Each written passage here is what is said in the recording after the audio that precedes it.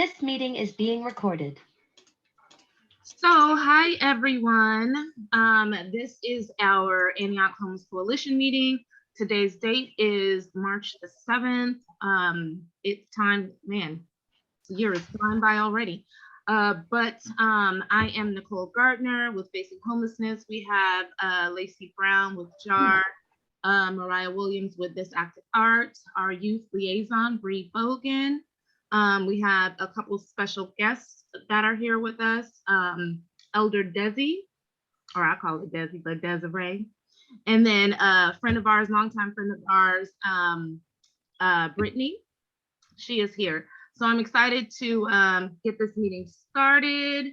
We are going to start with the Voices of Youth segment. Bree, want to take it? Okay, so after doing a lot of research, I have found an organization that I think that can really help with our situation out in our community. It's called the Right to Shower. And what they do is they also have their own line of body soap and bar soap, but they provide portable hot showers with stalls in the trailer for like homeless people. And I think that would be a great way, because I know with the current situation, there's not really a lot of bathrooms out here to really help our people get freshened up. And so in the trailer, it's 3 stalls, and they provide like shampoo, soap, socks, towels, and at least 15 minutes per shower. And I know with whether we do the showers or not, we can provide little kits filled with shampoo, deodorant, towels, and toothbrushes and toothpaste and stuff like that. I know that they are in California because I have gone to San Francisco and Oakland and Los Angeles. And I did put their contact info in the chat. So I know that's one thing that we can look forward to if we do decide to do it. Perfect. Thank you so much for that. I know that is so well needed here in the city. We do have a couple of portable showers out here, but not enough, I believe, even with the share program that we have out here. And oh gosh, Ken's showers, I can't remember the name of his organization right now. The Showers of Hope, I think it is. Yes, Showers of Hope. But they can only serve so many. And, with the point in time count being, what is it, Lacey, 350 or 3 something like that, I believe. But I'm sure it's way more. They can only serve so much. So that would be great. Thank you so much for that research. And I think that'd be great. That's definitely something that we need here in Antioch and surrounding cities. Anyone else? I know they have one on Tuesdays too at the COC, Tuesday mornings. Right. So that is that's Rika's program. That's the share program. And is it on? You said it's on Tuesdays, Brittany? Yeah, Tuesday mornings. Yeah, and I think I want to say I'll put a description in the link. I mean, I'll put a link in the description. And or at least some information in the description of this video, so we can get more, so people can be aware of, what they're doing and what time. But perfect. We definitely need that here in the city, and like I said, surrounding cities. Any other comments? Yeah. All right. Okay, great. Well, thank you so much, Bree, for that. We are so grateful and thankful to have you here with us. Bringing these different things that different communities and different areas are doing in their cities that we possibly could replicate here in Antioch and surrounding cities. So thank you so much. And we look forward to seeing you at our next coalition meeting. Thank you for having me. Of course. Have a good night. You too.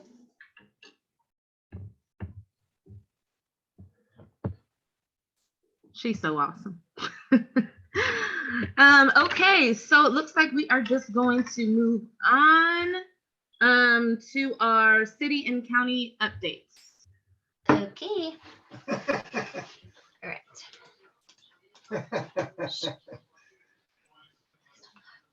All right.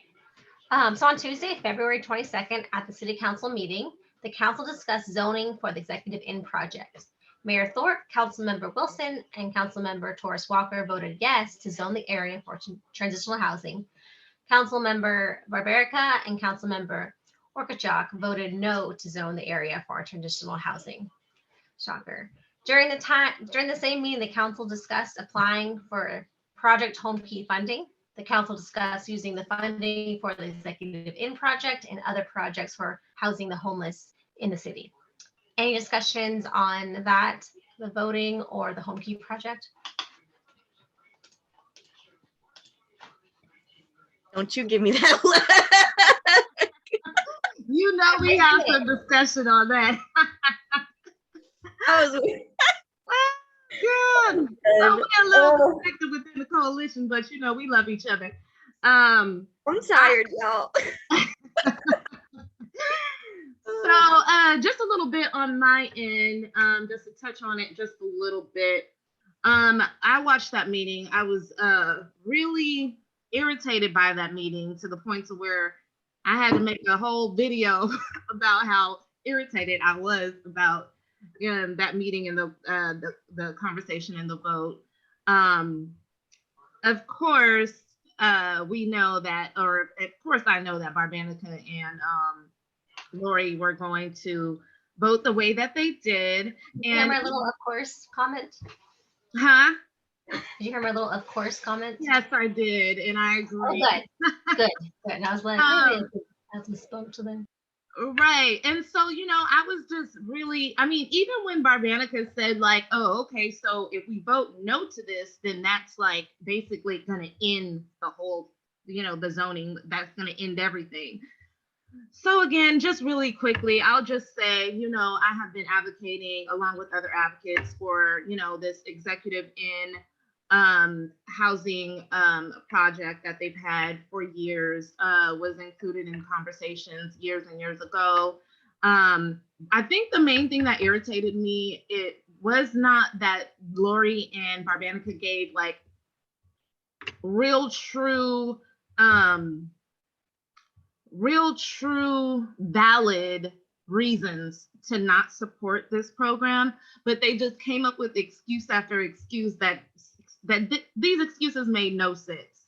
I mean, when we talk about this particular area, and I agree with Tamisha, because I really feel as though, you know, all of the burden shouldn't just be on her to do these projects in her district when she's already, I mean, it's not her fault that she was really handed a district that needs the most work, I think, when it comes to the area, the community, crime, violence, you know, what it looks like, blight, all that. You know, she really has a lot on her plate already. So I do think that it's right that they do spread out within the districts and try to have some of these housing projects, you know, in different districts. But ooh, that Mike Barbanica, y'all, you know, he got on my nerves, because I was just really so frustrated. Like, he was talking about, oh, well, have we talked to the school that's over there? And like, bro, have you not seen what the school looks like right now?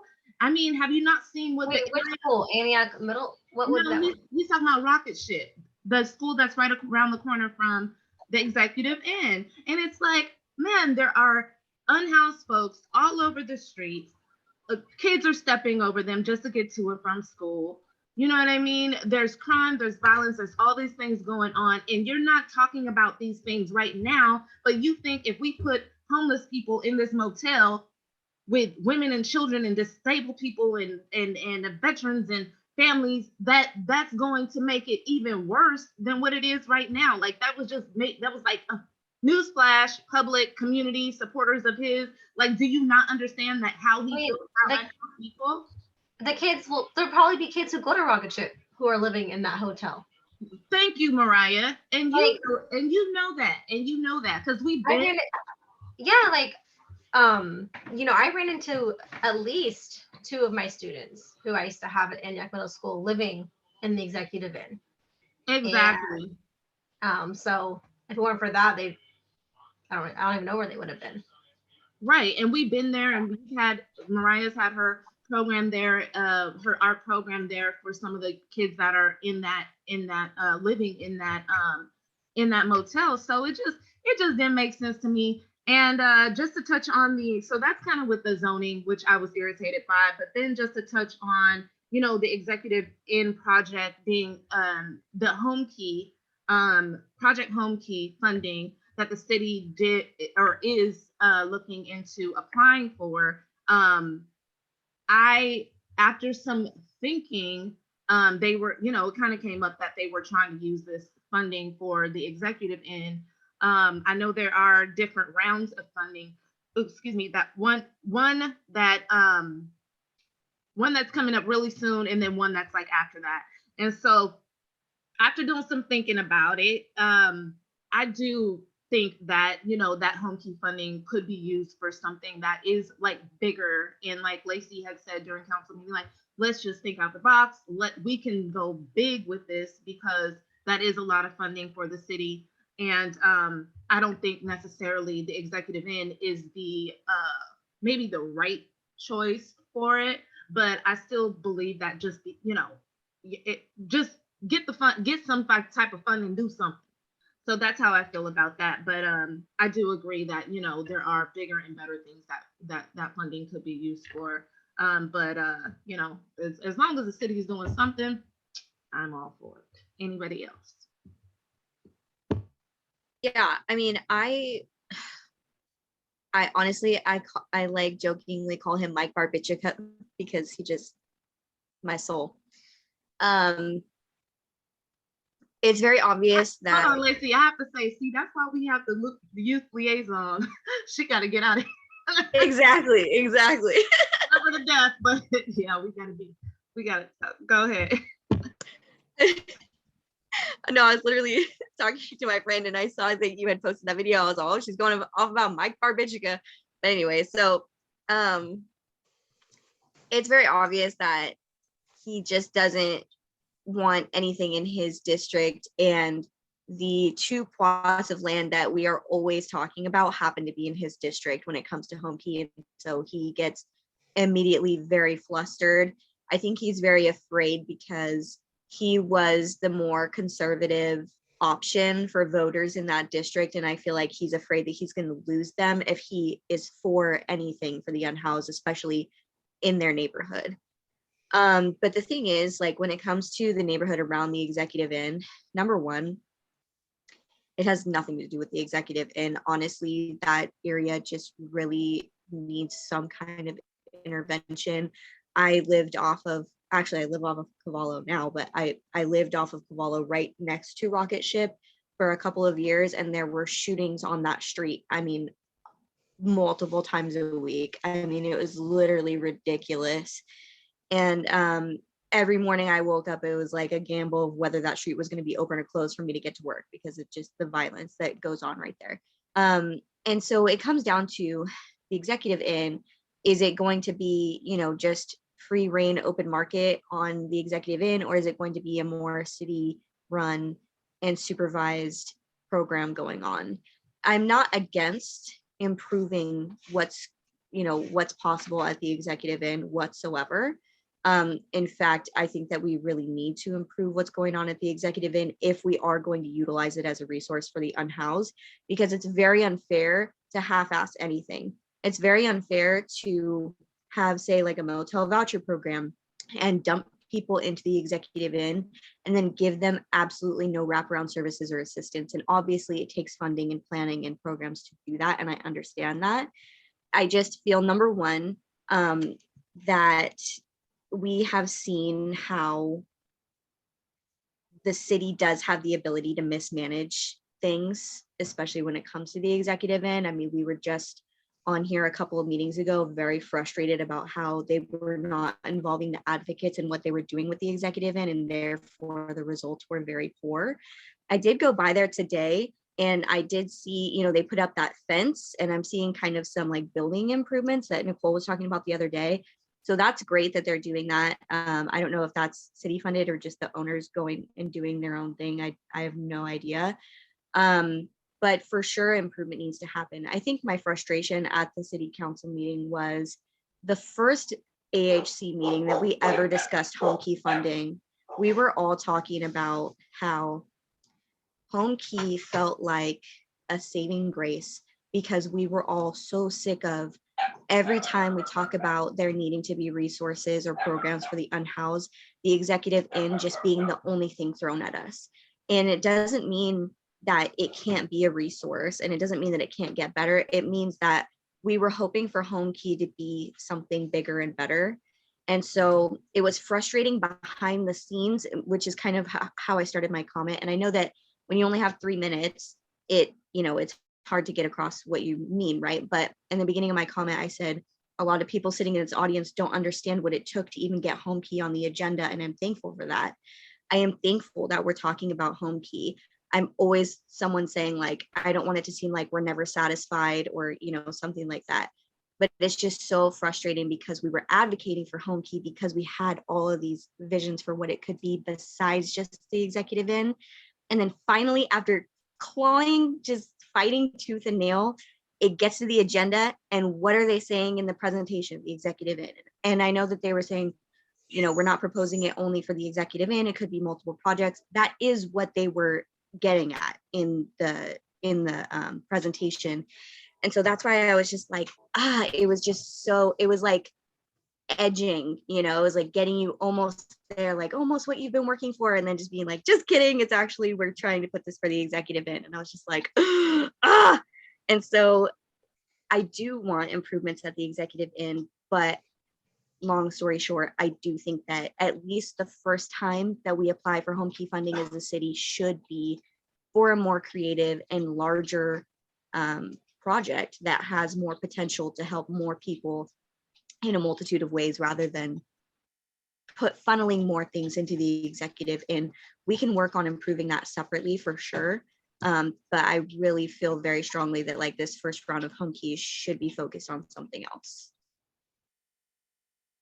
I don't think it's enough time for them to, what is the first round is in, or this round I think is May, right? Deadline. And so sorry, go ahead.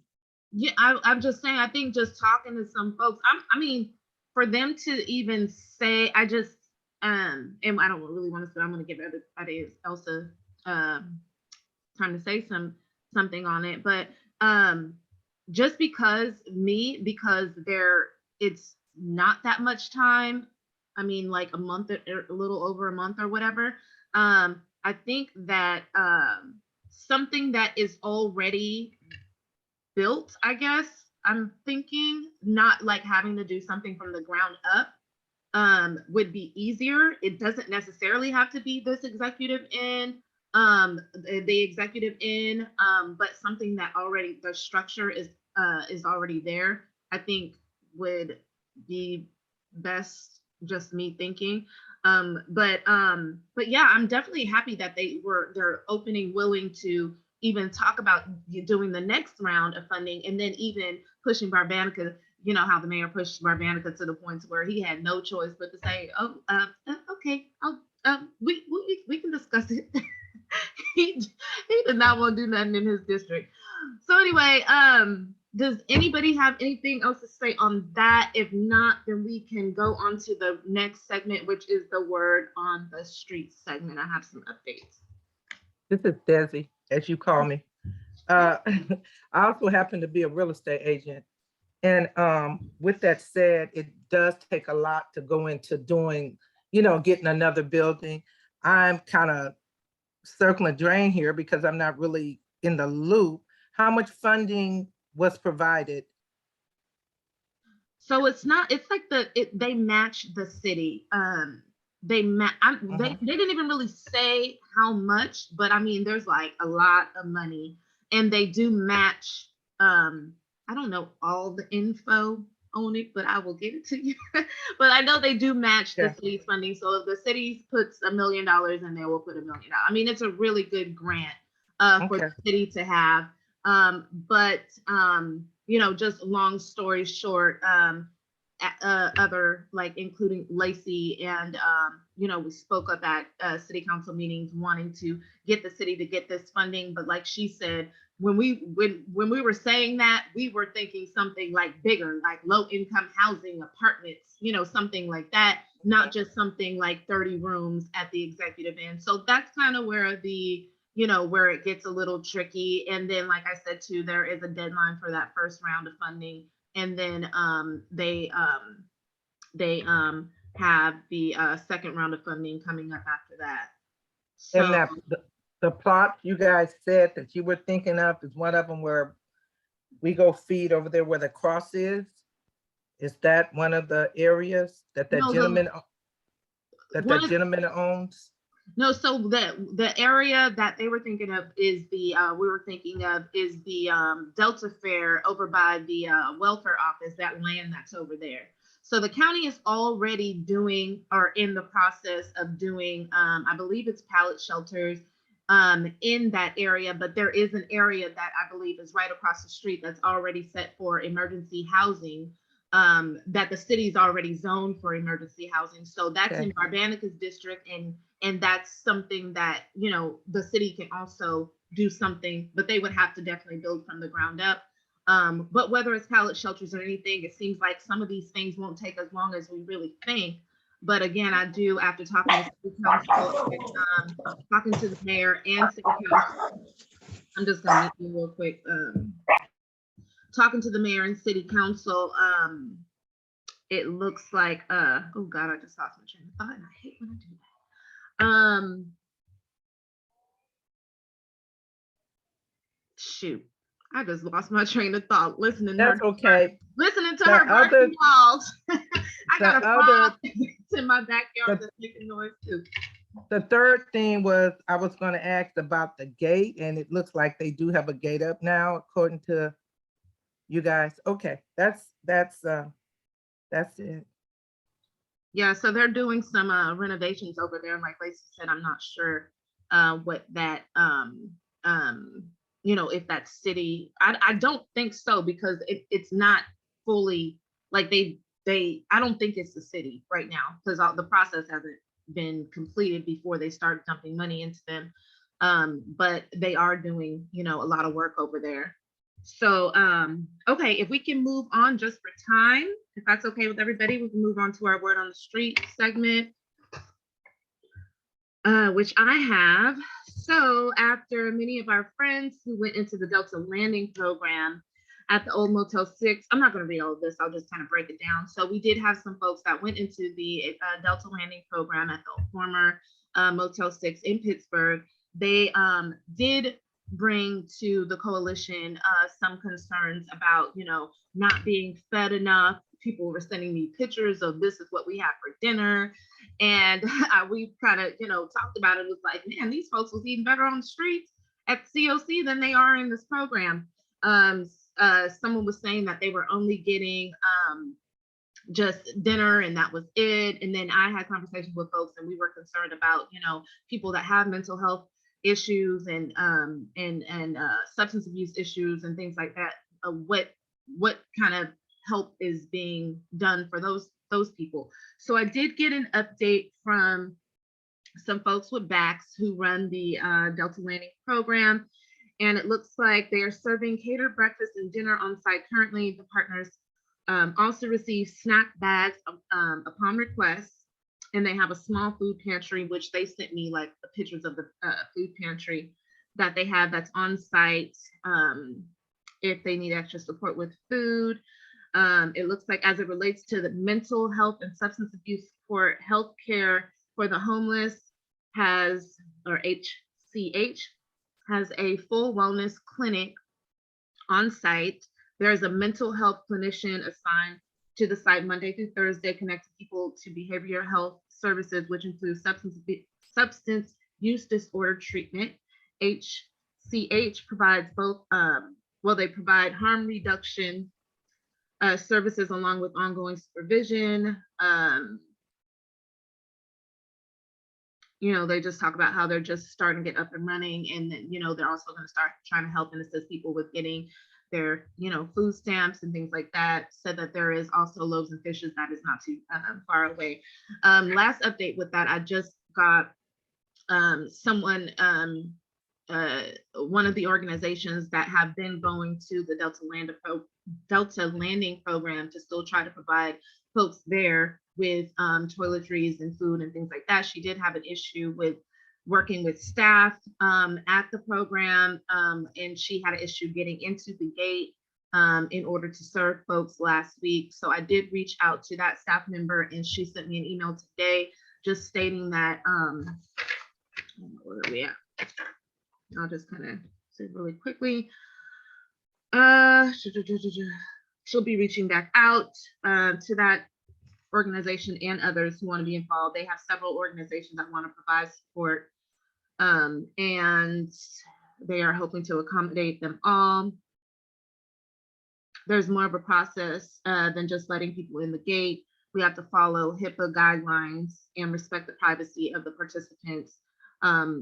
There is a provider agreement and sign in for outside providers to sign, which makes sense to me. You know what I mean? Can't have any and everybody going in there. So I did let that organization know, and just letting everybody know that they are going to start trying to work with, other local organizations to get folks scheduled and all that. And yeah, and thank you for your offer to help out, she says. So that is my update on that. Does anybody have anything else to say on that or any questions? I just have a couple. Go ahead, baby. They do provide a fridge and a microwave in the room that they're in. Oh, do they? Because when I did they say they had a microwave? I'm not sure. I know they didn't have a TV, but that's good to know.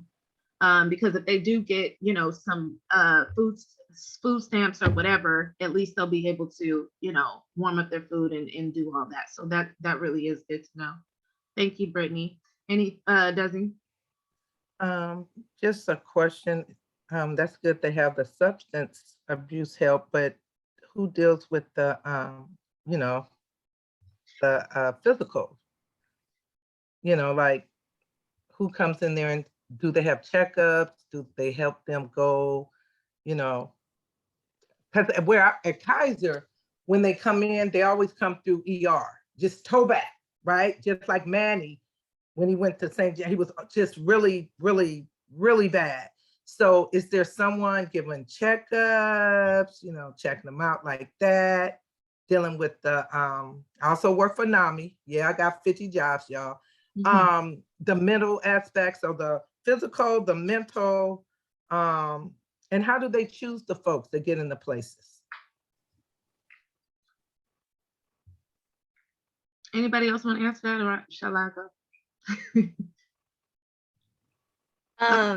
Yeah, I can only answer the last one. Usually people are referred through CORE, and I know that CORE kind of has their own process for like tracking and maintaining kind of unofficial files on the unhoused that they interact with or that they're referred in the county, and they're able to put people on lists based on priority, based on like a multitude of factors. And so that's usually how programs like Delta Landing, they'll partner with CORE to go off of those lists and get people in. And I do know there is that health clinic on site. I don't know if it's all the time or if they have certain days at Delta Landing, but they do have a limited health clinic. Thank you so much. Uh-oh, Lucy, you froze. But she answered it. She answered it. Right, right.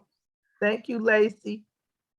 Yeah, I want to get a little bit more detail, and I'll do a little bit more research on the physical because, when I think about someone who, and I know that when I was working with the multi-voucher program, there were some people that, and like Mariah, when Mariah had gotten one of our friends on the street, there was some issues that he had that he really couldn't necessarily, I want to say, clean himself or stand up or, whatever. He's in a wheelchair. So are there people that are there that are assisting and helping folks when it comes to their physical disabilities, any physical disabilities that they may have as well? So definitely thank you for the question, Desi. I'm definitely going to check into that and hopefully have an update for the next meeting. Yeah, because Kaiser talk about they for the community, and I want to be able to come back after my knee surgery. I go back in May to just, you know, take this to them and say, what are you guys doing? You know what I'm saying? We thriving, but what about the people who aren't? If they Right. can have someone go out, you know, and just do checkups and stuff.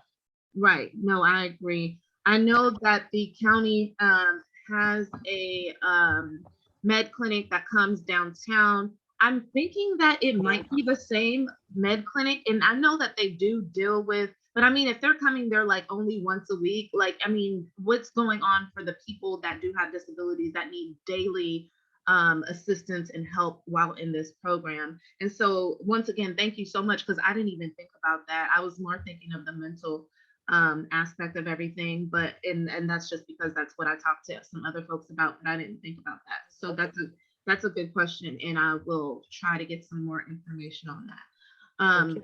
Looks like Lacey kind of hopped off, but we want to go, if there is no more on that, we have Lacey's topic coming up, and she is gone. She is, let's admit her real quick, and we're good on time.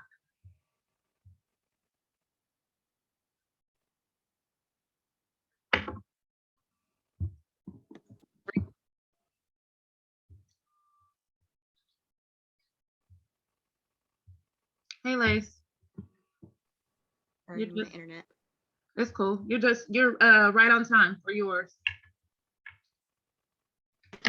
Okay, cool. So we're gonna be talking about something that was announced 3. Hold on, you're cutting out. Can you turn your video off and see if that works just for now? Because you're breaking up. I know Frank said that worked last time. I don't know.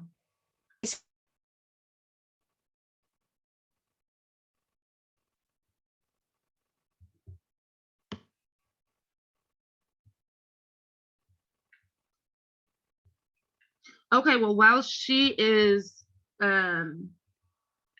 we're working on her technical difficulties, I'll just go ahead and just talk about what this last topic is going to be about. I'll let her back in. So Governor Newsom recently held a press conference that proposes a plan to force some homeless people into treatment. I'm going to go ahead and share my screen, and then we can get a news clip on that. Let's see if I can do this here.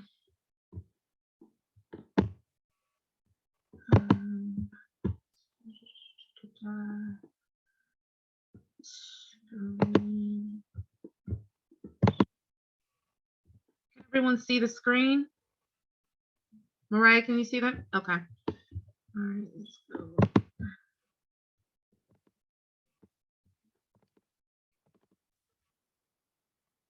It's being touted as a bold new strategy for helping mentally ill homeless people here in California. Governor Gavin Newsom shared his vision for Care Court earlier today. That would be a program that would form a mental health branch in every county's civil court system to provide treatment and offer housing to those in desperate need. CBS 8's Richard Allen has more on the program and the possible legal challenges it is facing. We're taking a new approach. That approach, unveiled by Governor Gavin Newsom Thursday, is called Care Court, using the county courts to order treatment for homeless people, as well as others who are battling mental illness. It's court ordered, court oversight, with specific stepped up sanctions if we can't meet the plan. So that's what's different about this. A first responder, family member, or clinician could refer a person to Care Court. A civil court judge would then set a course of treatment, including medication, support services, and a plan for housing. San Diego Mayor Todd Gloria calls this plan a major step forward. It will provide individuals who are struggling with behavioral health issues a pathway to housing and health services that they need. But some homeless advocates question the effectiveness of this proposed plan. There's a lot of people waiting for the care right now. Local advocate Michael McConnell says the current lack of available and affordable housing here in San Diego is a major challenge. I don't care what laws you pass or what things you do, if it's not heavily focused on the housing, it's not going to work. While California's legislature approved $12 billion last year for homeless and housing services, Governor Newsom is requesting an additional $2 billion for mental health housing. $3 billion would be spent on 33,000 new beds. Some advocates are also questioning the legality of the proposal, which would force individuals into psychiatric treatment or into a conservatorship if they fail to follow the court-ordered plan. We have to be very judicious, actually. So we don't want to take away people's civil liberties. I mean, civil liberties in our country are sacrosanct across the board. In response, Newsom insisted that due process and civil liberties will be guaranteed. This is not just cops going out there arresting folks and then throwing away the key and saying, you have no rights, and we're substituting every damn decision making. This is a completely new strategy. While the overall price tag is still being worked out, if approved by the legislature in the upcoming budget, Care Court could be in place statewide by the end of this year. Richard Allen, CBS 8. Alrighty. Everyone able to hear that? Yeah, what a controversial idea. I can see good and bad for sure. I'd like to hear your thoughts, Lacey. Mariah, what are you thinking? Well, I feel like I have a pretty decent background with mental health issues, visiting mental hospitals since I was little for family members. I know when family members that I know are not on medication. Actually, my grandma was talking about this prior to this meeting to prepare. A lot of times the medication some people think it's poison. They'll have paranoia that it's going to give them cancer, that it's, going to put chips in their brain. Like the paranoia gets really bad. And like sometimes I've seen people go into mental hospitals and when they take their medication and within a couple months, they realize that they have a mental illness and they come to some groups of, reality. Sometimes the illusions of paranoia can, go down enough where they like understand they need the medication. But I think that's really complicated. And, like I know someone right now who like comes in my backyard and I give dinner to and like blankets and, but he believes that the government has a chip in his brain and that he's hiding and he can't go get help. And I've offered like, would you like to talk to a doctor? And he thinks they're all like interconnected. So he'd rather be sleeping under a bridge because the CIA can't find him there. So he's not on drugs. It's nothing he will do will make that go away unless maybe he's on medication because he has paranoid schizophrenia. And so, but he won't realize that unless he's on medication for a couple months, so he's not going to get that. He's not going to understand that unless he's on the medication. So I don't know. It's really complicated because for someone to get the help, a lot of them they need the medication, but they're not going to take it unless they're forced to. But at the same time, I don't believe in, I don't have all the answers, but I just know my personal experience is they needed the medication forced before they were able to realize that they're having illusions and that's not real. Yeah. Go ahead. Anybody else? Thank you, Mariah. I completely agree that it's very controversial and very it's a difficult conversation to have on all ends, but it's just anyone else? Brittany, you want to speak? Yeah, I'm kind of conflicted on it, like with higher powered like mental health disabilities, like example Misty, that would be good for her. But with my mental health, like with my anxiety, just forcing me into a program like that would make it go even worse. Okay. Like it can actually trigger people with mental health, like forcing them into a program like that, even though the housing part's good. it could force them, like it would trigger my PTSD and my anxiety, probably even my depression. And I think that would be evaluated into it. You know what I mean? Like, I think that, I think that, I think that it would be within the first, what's it called? Not when the questions, the first assessments that would be talked about. And I think that you can, like, the fact that you're able to state that, and like, I think that separates. But I still get what you're saying. Like, how would I feel to be forced into a program? Yeah, it'd be terrifying.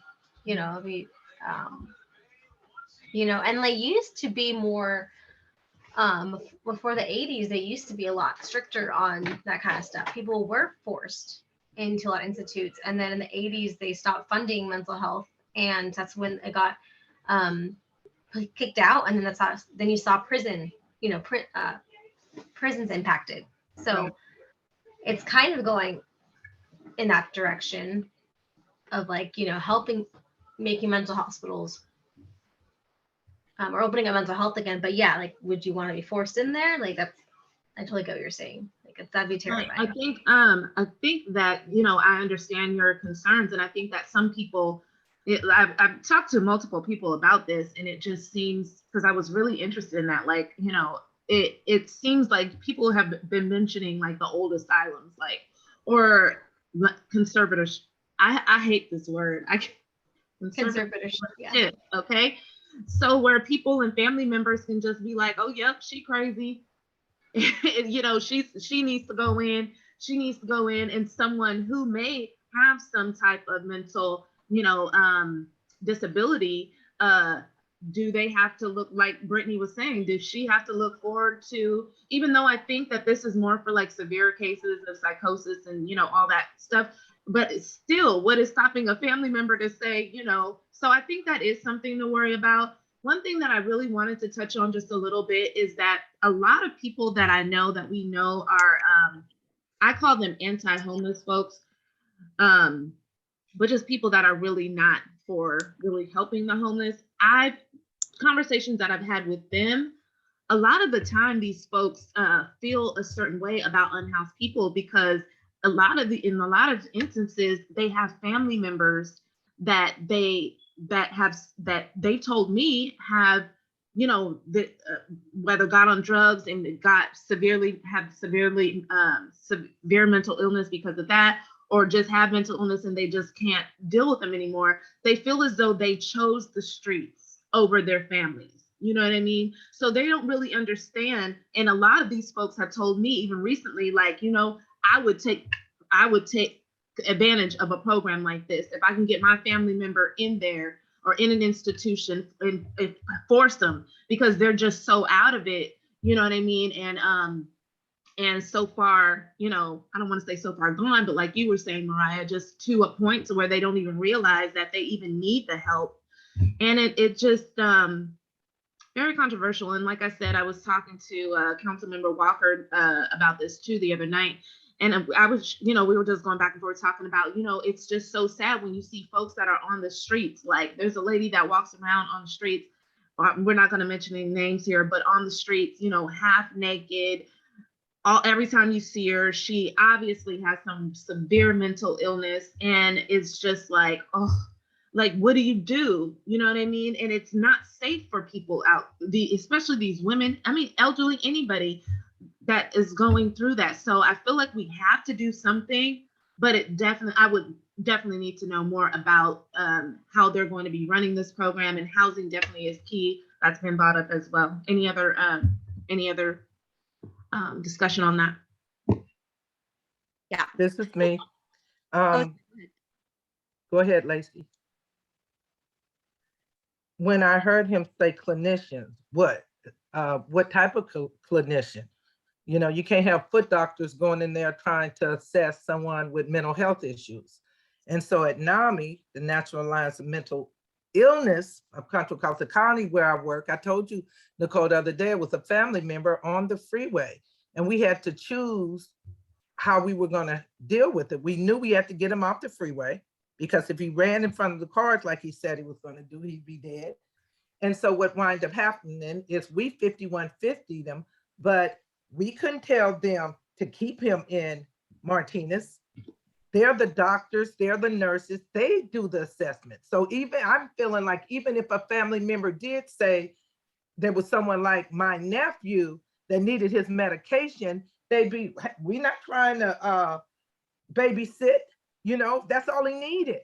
So when we're talking about the people that are doing the assessment, who are they? Number one, that's important. And like, is it Macy? Mariah? REVBLV. Oh, Brittany. Is it Brittany that spoke about? Yeah, you know what? You go put me in here because I got a little anxiety. You know what I'm saying? So that's the issue. That's where I'm coming at with this. I understand what they're saying. And the lady that's walking up and down the street naked, she might be a candidate for that. She don't have family members to advocate for her. And that's where we come in. But what type of clinician is it? Is it a mental health specialist? You know what I'm saying? Can't have a podiatrist saying, okay, I think this person needs to come in. So I think it needs to be not just a one statement by the governor, say, this is what we gonna do. I work at Kaiser, it is HIPAA. They can't. And so I don't think it's gonna be that easy. I don't think that will be that easy for them to be able to say, okay, well, this person. Now, then we have other people who got more sense than me out there that said, hey, I'm gonna go this route and get me a bed or this and that. And then the other ones, like you said, that really needed, Mariah, that's thinking, no, you know, they're after me. Then they can really get me and they'll have me cornered. So it has to be a lot of thought. Like you said, some folks have to be medicated first to even get them stable enough for someone to corral them. And if that doesn't happen, it'll be worse. So you got them in this place, in the house, and they causing havoc with everybody else in there because they don't want to be there. So that's my. No, it's really good. And, you know, they used to just be able to go to a court case and get someone a lobotomy. And, you know, like my auntie, I'm 63 years old, but like my auntie back in the day, Napa, they just take them to Napa, shock them, put the electric stuff on their head and shock them. That was the kind of stuff that was going on back then. My a family member went to Napa as well. That's the one I used to visit. Yeah, me too. Mm-hmm. Yeah. But and I mean, by that time, she had a drug issue, but they wasn't really digging into that part of it. You know what I'm saying? Let's get them off the street. Let's do it. And my family didn't really know, which is why we start dealing with mental health and trying to figure out what we could do to make a difference. So thank you, guys. Lacey? Yeah, so I kind of like wrote out a bunch of points because I really didn't want to forget anything because I've done a lot of research about this kind of thing. And I looked into like a little more than what the articles were saying about what Governor Newsom was proposing. And it answered some of my questions, but not everything. So doing outreach, like I can't tell you how many times, like I'll be honest, there are a lot of times where I do interact repeatedly with someone that I'm like, I really wish that there was a way that we could just get you temporarily like in, you know, in the right headspace so that you could decide really where you wanted to go and what you wanted to do. But if you stay in this cycle and you choose not to, you know, accept any help, then, you know, it's frustrating. But the question that always comes to my mind, especially being like an anti-police advocate, is at what cost? And that is like a question that I'm constantly asking myself, because when we're talking about, say, like crime in Antioch, yeah, we could have a militarized police on every corner, but at what cost? Like everyone's rights, everyone's civil liberties, and the possibility for abuse of that is what increases. And so could it possibly help certain aspects, sure. Would it probably decrease crime? Yes, but at what cost to everyone else? And so when it comes to this situation, honestly, any forcible treatment or institutionalization of someone feels like an overreach, especially when it comes from the government, especially when you're putting the power into the hands of what inevitably will be law enforcement, because the majority of people that interact with the unhoused right now are law enforcement. I mean,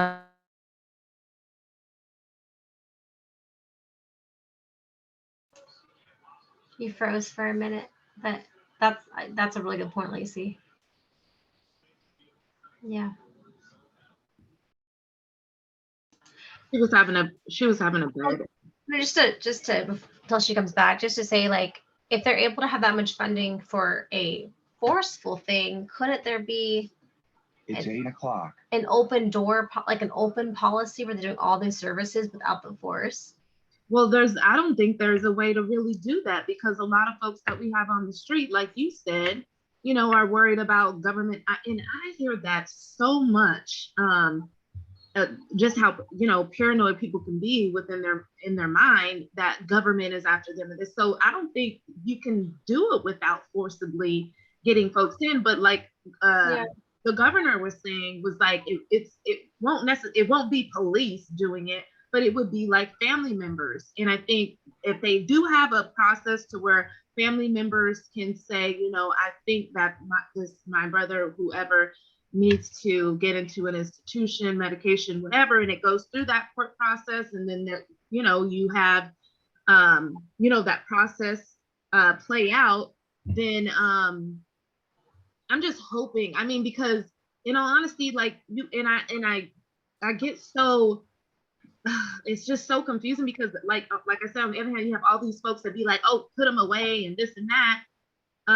In the community, put them away. If they don't want to do it, force them to go here. But it's like, when you really think about it, like the woman that I'm thinking about that's on the street, she's not in her right mind to say, oh yeah, I want to go to an institution or take medicine. So it's just a really complicated issue. But I think if they do it right, I understand how Lacey was talking about worrying about, the possibility of abuse, as far, but I don't think, I think that it needs, something like that needs to be done, but we just have to be careful how it plays out, because a lot of these folks, a lot of our friends on the streets, like, they can't make that rational decision to do it. And I don't really think it's realistic that they will. So I don't know. That's my thoughts. Brittany, do you have anything else, Brittany?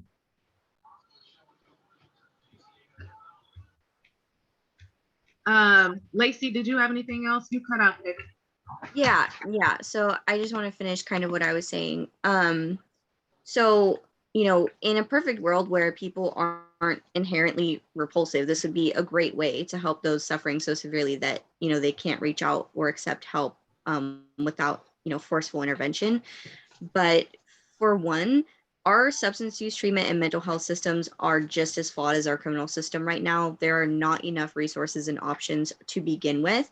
And with this, he did propose $2 billion for funding to shelter people suffering specifically from these types of disorders. But I do want to include also that this is not proposed just for people suffering with mental health issues. It's also proposed for people who use substances. And a huge part of, what I do is trying to destigmatize the use of drugs and understanding that, kind of undoing the thought that, everyone who uses drugs has a disease that they cannot control and it's against their will. And it's, I really think that this would be going dangerously backwards. And a point that I was going to make that you guys kind of brought up is, prior to 1967 in the US, we did have the ability, because of conversations like this, we were saying, there has to be something that we can do in these types of situations, right? But what ended up happening, no, it wasn't all of the time, but what ended up being possible is things like, a husband, having an affair and being able to institutionalize his wife so that he can, marry his new mistress. We had there's so Great. much that we don't understand about mental illness right now. There's so much that we don't understand, to the point where it was not that long ago that we thought that being gay was a mental illness. We institutionalize and lobotomize people for being attracted to the same gender. I mean, I think that yes, there is radical intervention that's necessary, but I don't think that this is the way. And I think that this is putting power dangerously back into the hands of people who have proven that they're unable not to abuse it. And until we have a system where we have trained professionals, because he's talking about a court system. It's the care courts. Every county would have to have a section of their court with a judge to make these decisions. Notoriously, judges, prosecutors, attorneys, and law enforcement all together are not properly trained to understand, let alone to serve out, essentially sentences for people struggling with mental illness or who use substances. And so, I mean, literally statistically, people in conservatorships do not receive a significant amount of improvement and help and follow up. There was actually an audit done in 2020 about that. And then another thing that really scared me is that when Newsom was being interviewed by the San Francisco Chronicle, he said, it's past time to talk about civil rights when people who are clearly in distress are ranting in the streets. And that just really scared me, because when you're saying it's past time to talk about civil rights, that is what our entire country is based on. We live in a free country. And, when you start making statements like that, that's when I start to feel like we're really, really overstepping.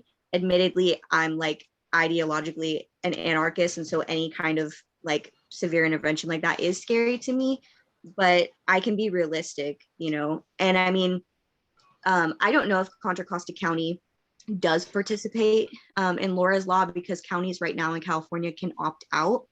But Laura's law is even something that I felt was an overstep, and that's only outpatient care. That's forced outpatient care for someone struggling with mental illness that can be court ordered. And that's not institutionalizing someone. And admittedly, there were only 200 people that it was used on in California I believe last year, but that felt like an overreach to me. And so I just really don't think that this is. Lacey, just really quick, isn't that kind of what they're already talking about doing? So the Laura's law is outpatient care. Oh, it's outpatient care. You're not saying inpatient. Oh, okay, I see. Sorry, I had a question. Yeah, so I think that while we're trying to move in the direction of destigmatizing mental health issues and, substance use, I think that this is kind of going backwards, especially because, like I said, there's so much that we don't know. We're really just starting to prioritize research about these kinds of things. And so it just doesn't feel right. And then I did want to also really emphasize something that someone said earlier, is that when intervention is forced on somebody, it causes more trauma. And if you want to kind of learn anecdotal evidence of that, there is an entire community, and this is going to sound silly, but there's an entire community on TikTok of people who were forced into interventions like this, whether for mental health or substance use or as a troubled teen. And they are now years later talking about the effects that has had on them, the effects that it had on their relationships with their family members, the effects that it had on just their mental health and how they interact with the world years later. It can be really, really traumatizing and permanently damaging to force that kind of intervention on someone. And in some cases, yes, it might be the saving grace that someone needs. But again, I just think that it's too much of a risk to the rights of everyone to make that radical of an overstepping decision to me. All right, Lacey, you persuaded me. Oh, sorry. Go ahead. Agree. I agree. That makes very good, makes a lot of sense. And I think you're right. on that. So I guess my question is the folks that are, like you mentioned, the TikTok or this community of folks. I'm wondering, like, I can see how someone could be, it can be traumatizing for someone who may just have depression or may just have, PTSD or, what, like something like that. But when it comes to people that are severely, and I know you did touch a little bit on substance abuse, but doing a little bit of research on what Governor Newsom was talking about, like, it's like, I know folks that have mental psychosis and like are severely mentally ill due to their substance abuse. So it's not just people that are on drugs. I didn't get that from them. I got it like people that are severely mentally ill that cannot, clearly keep themselves safe, within their state. So I'm just wondering if, like, a lot of those folks that may be in this group or community on TikTok, if they're just I could see how, like I said, someone would, I can't think of it right now, bipolar, or, something like that, where you're forcing somebody to go into something, because I just don't see people that are severely mentally ill even, I mean, I don't even know if they would even remember that. Well, maybe they would. I'm not sure. So what do you think? I'm just, we're going to wrap it up a little bit. So Lacey, I guess my question for you would be, I do understand your concerns. And so I was even thinking as we were talking, what about instead of I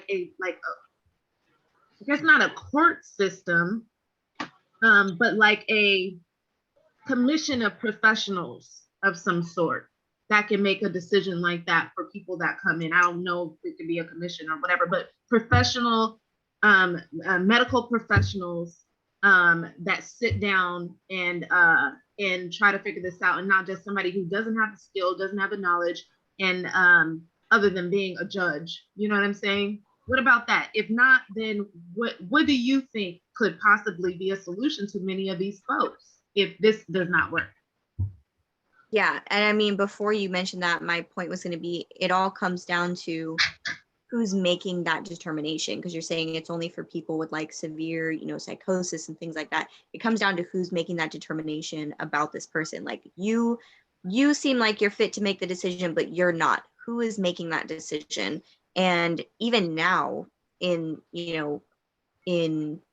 healthcare and in, all the resources that we have now, we don't have people qualified to be making these decisions.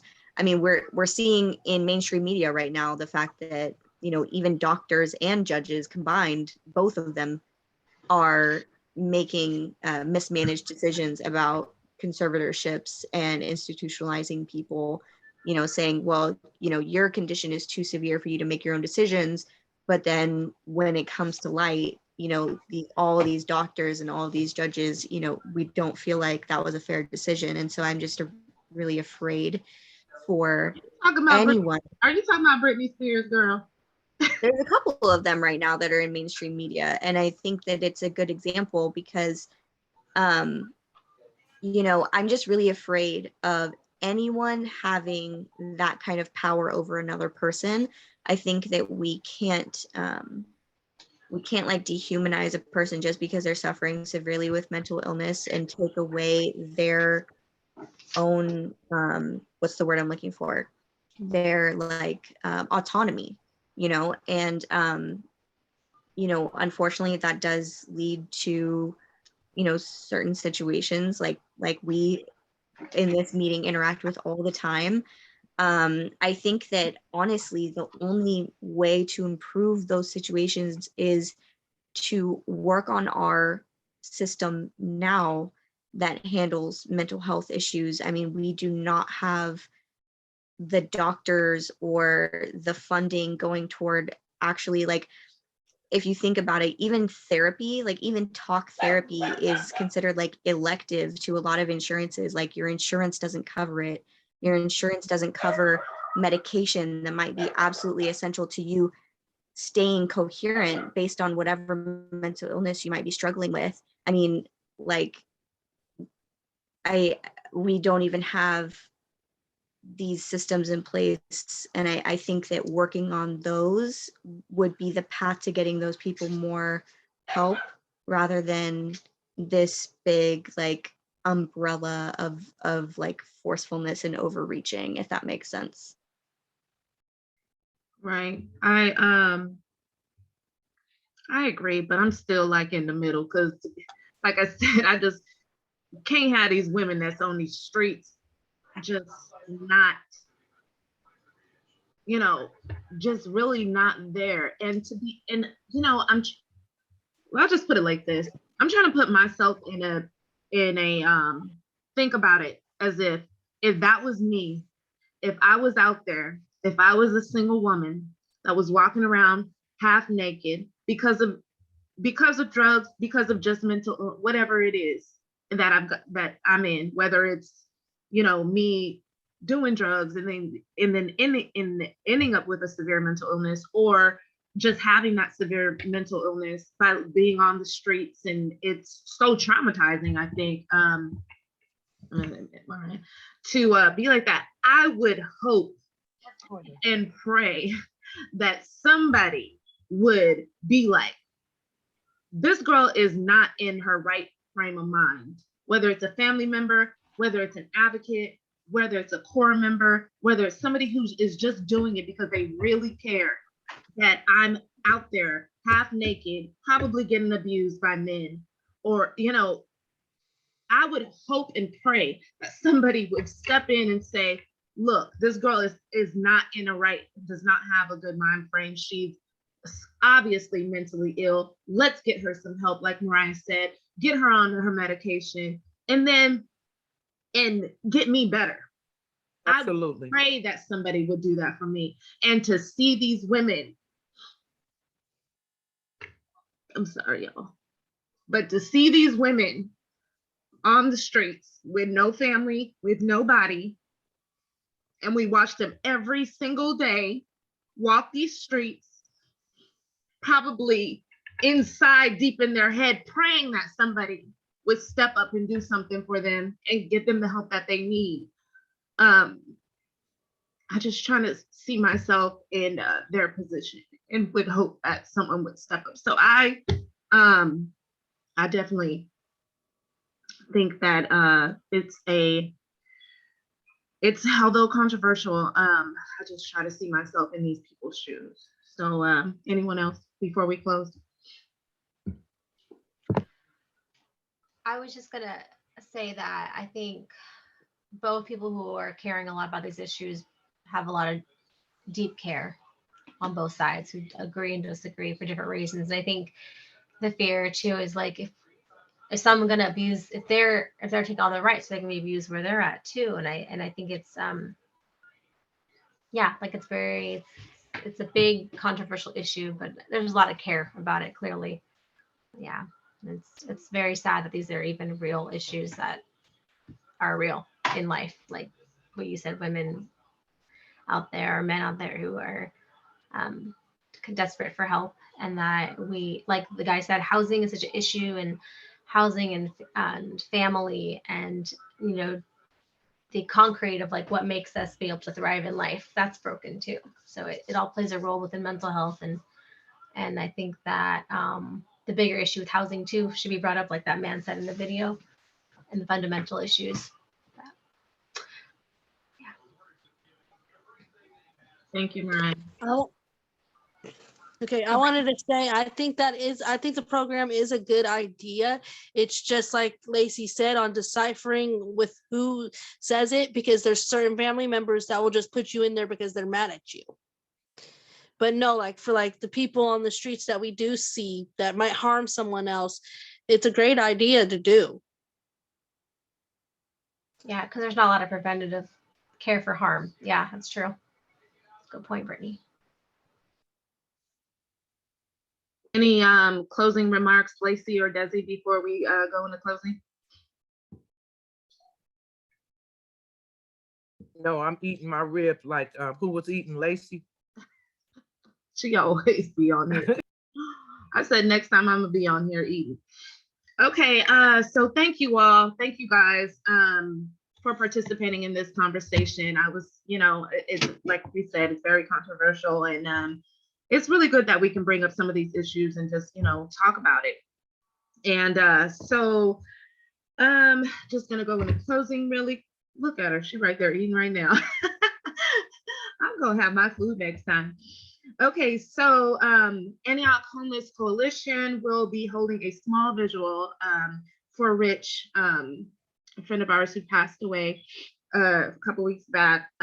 It will be at Amtrak on Wednesday, this Wednesday, March, I believe it's the 9th at 6 p.m. We will put a flyer on our social media platforms with more information. I guess that's pretty much the information, just something small.